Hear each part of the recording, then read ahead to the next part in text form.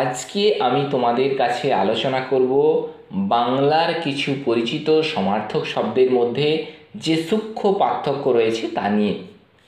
প্রথমে আমি তোমাদের জয় এবং বিজয় এই দুটো শব্দ এবং তার অর্থ নিয়ে আলোচনা শুরু করছি। দেখো, আমরা ব্যবহারিক জীবনে, শিক্ষাক্ষেত্রে কিংবা প্রাত্যহিক জীবনে এই জয় এবং বিজয় দুটো শব্দকেই সমার্থক হিসেবে ব্যবহার করি, সেটা জানতেই হোক অজান্তেই হোক। কিন্তু এই দুটো শব্দের মধ্যে একটু পার্থক্য যে রয়েছেই তা স্পষ্ট। দেখো, জয় শব্দটা ইংরেজিতে বলে উইন, আর বিজয় শব্দকে ইংরেজিতে বলে ভিক্টোরি। তাহলে এই দুটো ইংরেজি অনুবাদ থেকেই বোঝা যাচ্ছে দুটো শব্দের অর্থ এক নয়। দেখো, জয় বলতে আমরা কি বুঝি? না, জয় অর্থাৎ কোনো কিছু পাওয়া বা কোনো কিছু লাভ করা বা উপার্জন করাকে বোঝায় জয়। যেমন যুদ্ধ জয় করা, এভারেস্ট জয় করা। অপরদিকে বিজয় অর্থাৎ জয়ের পূর্বে বি উপসর্গ বসালেই শব্দটি বিজয়ে পরিণত হয়। এই বিজয় বলতে সাফল্যের সঙ্গে কোনো প্রতিযোগিতা বা যুদ্ধ জয় করাকে বোঝানো হয়। যেমন আমি বলতে পারি, বাংলাদেশ ৭১-এর মুক্তিযুদ্ধে বিজয়ী হয়েছেন। আমি জয়ী হয়েছেন কথাটা বলতে পারতাম, কিন্তু বিজয়ী বললে বাংলাদেশের মহত্ব, যোদ্ধাদের মহত্বকে আরও বিস্তৃত আকারে প্রসারিতভাবে বোঝানো যায়। জয়কে মহান করে বোঝাতে বিজয় কথাটি ব্যবহার করা হয়। যেমন জয় দিবস নয়, বিজয় দিবস ব্যবহার করা হয়। আবার বিজয় মা কালী নয়, জয় মা কালী, অর্থাৎ কিছু কিছু ক্ষেত্রে তার মাত্রাকে বেঁধে দেওয়া হয়েছে। আবার দেখা যায় শ্রুতি মধুরতার ক্ষেত্রেও এগুলিকে ব্যবহার করা যেতে পারে। যেমন জয় বাংলার পরিবর্তে বিজয় বাংলা শ্রুতি মধুর হয় না। আমাদের সমাজে প্রচলিত জয় বাংলা এই কথাটা আমরা সবাই শুনে থাকি, কোথাও আমরা বিজয় বাংলা শুনি না। তার মানে কোনো শব্দ কতটা শ্রুতিমধুর হবে কোনো বাক্যে প্রয়োগের ক্ষেত্রে কিংবা কোনো ক্ষুদ্র শব্দ তৈরির ক্ষেত্রে, সেটার উপরও নির্ভর করছে জয় বিজয়ের ব্যবহার। মোটামুটিভাবে জয় এবং বিজয় সম্পর্কে ধারণা তোমাদেরকে স্পষ্ট করতে পারলাম। এবার আমরা আসছি যে শুদ্ধ বিশুদ্ধ। দেখো, শুদ্ধ বলতে মোটামুটিভাবে আমরা সঠিক, যথার্থ বা পবিত্রতাকে বুঝি। যেমন অঙ্কটি শুদ্ধ হয়েছে, মানে অঙ্কটি সঠিক হয়েছে। অপরদিকে বিশুদ্ধ বলতে বোঝায় যেটা মানুষের হাতের নাগালে নেই বা যার একটা নির্দিষ্ট মাপকাঠি রয়েছে। যেমন ধরো, সোনাতে শুধু যদি সোনাই থাকে তাহলে আমরা সেটাকে বলতে পারি যে বিশুদ্ধ ধাতু, অর্থাৎ সোনা হচ্ছে বিশুদ্ধ ধাতু, অর্থাৎ সোনার মধ্যে অন্য কোনো উপাদান মিশ্রিত অবস্থায় নেই, এটা একবারে সঠিকভাবে বলা যাচ্ছে। আবার বিশুদ্ধ কথাটি পাপমুক্ত বা স্বাস্থ্যকর বা অত্যন্ত পরিষ্কার এই অর্থেও ব্যবহার করা যেতে পারে। যেমন আপনি বিশুদ্ধ জলে সাঁতার কাটতে পারেন, তার মানে জলটা একেবারে পরিষ্কার, অত্যন্ত পরিষ্কার। বিশুদ্ধ আদতে শুদ্ধতার মাত্রাকে বিস্তৃত আকারে প্রকাশ করার জন্যই এই শব্দটি ব্যবহার করা হয়।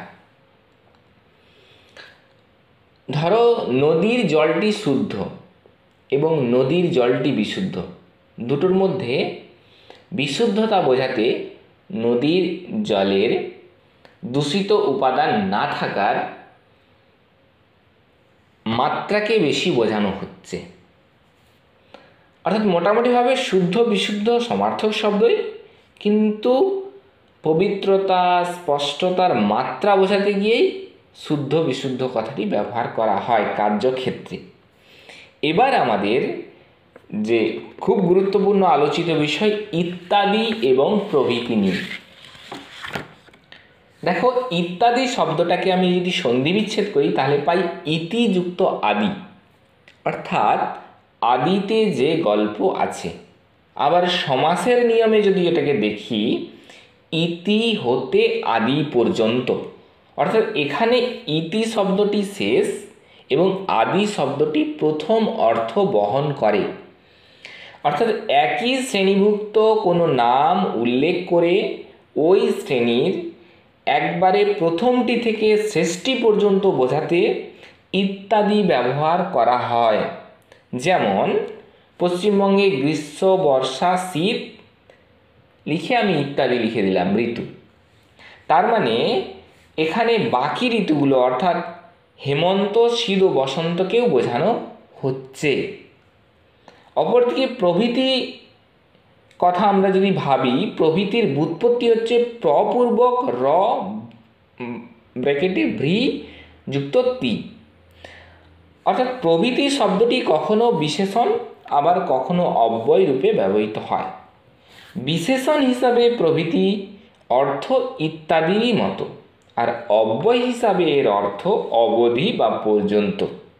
যদি শব্দগত বা ব্যবহারিক দিক দিয়ে আমরা জিনিসটা দেখি, তাহলে দেখব দুটোই সমার্থক।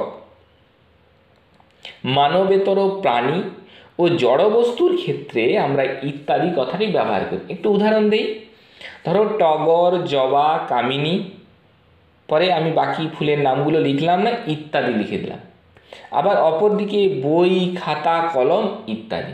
অর্থাৎ জড়বস্তু বা মানবেতর প্রাণী কিছু লেখার পর আরও অনেক রয়েছে, এগুলো সময়ের অভাবে আমি না লিখে ইত্যাদি কথাটি ব্যবহার করতে পারি। এবং ধরো কোনটা মুখ্য কোনটা গৌণ এ পার্থক্য যদি আমি করতে না পারি, তাহলেও আমি প্রভৃতি ব্যবহার করতে পারি। যেমন বিজ্ঞানের পাঠ্যপুস্তকে আমরা প্রভৃতি কথাটি বেশি দেখতে পাই। কোনো স্থান কিংবা কোনো নদী এইসবের ক্ষেত্রে আমরা প্রভৃতি লিখতে পারি। যেমন গঙ্গা, যমুনা প্রভৃতি, বাকি নদীগুলোর নাম আমি লিখলাম না। কিংবা ধরো কলকাতা, মুম্বাই, চেন্নাই, এরপরে আমি প্রভৃতি লিখতে পারি। অর্থাৎ মোটামুটিভাবে প্রভৃতি এবং ইত্যাদির ব্যবহারের ক্ষেত্রে আরও কিছু বৈচিত্র্য রয়েছে। আমরা যদি শব্দ, সাহিত্য কিংবা ব্যাকরণের দিকে তাকাই, তাহলে দেখতে পাবো রামায়ণ, মহাভারত, ইলিয়াড, ওডিসি প্রভৃতি ব্যবহার করা হয়। এখানে ইত্যাদি ব্যবহার করা হয় না। তবে দেখা গেছে অনেক ক্ষেত্রেই ইত্যাদি এবং প্রভৃতির ব্যবহারের বিশেষ কোনো পার্থক্য নেই। তুমি চাইলেও যে কোনো শব্দটি ব্যবহার করতে পারো।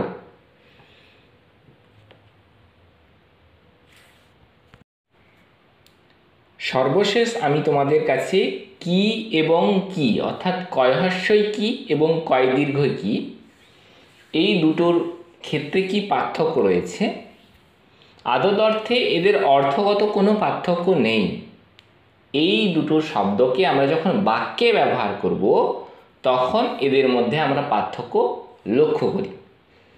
ধরো আমি তোমাকে প্রশ্ন করলাম, তুমি খাবে কি? তুমি উত্তর দিলে হ্যাঁ অথবা না। যখন উত্তর হ্যাঁ অথবা না হবে, তখন আমরা কয় হর্ষই কি ব্যবহার করব। আর যখন কোনো প্রশ্নের উত্তর হ্যাঁ বা না দিয়ে না প্রকাশ করে সেটিকে বিশদভাবে প্রকাশ করার চেষ্টা করা হয়, তখন আমরা কয় দীর্ঘই কি ব্যবহার করি। যেমন ধরো তুমি কি খাবে? তুমি উত্তরে বললে আমি মাছ, মাংস, ভাত, ডাল খাবো। কিংবা ধরো কি খবর, ভালো মন্দ তুমি বললে। তাহলে এসব ক্ষেত্রে আমরা কয় দীর্ঘই কি ব্যবহার করি।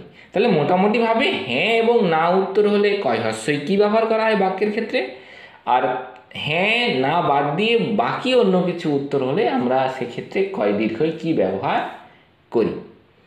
আমার এই ছোট্ট নিবেদন তোমাদের যদি ভালো লেগে থাকে, আমার চ্যানেলটিকে সাবস্ক্রাইব করে দাও, শেয়ার করে দাও এবং বন্ধুদেরকে উৎসাহিত করো যাতে আমার এই ভিডিওটি দেখে।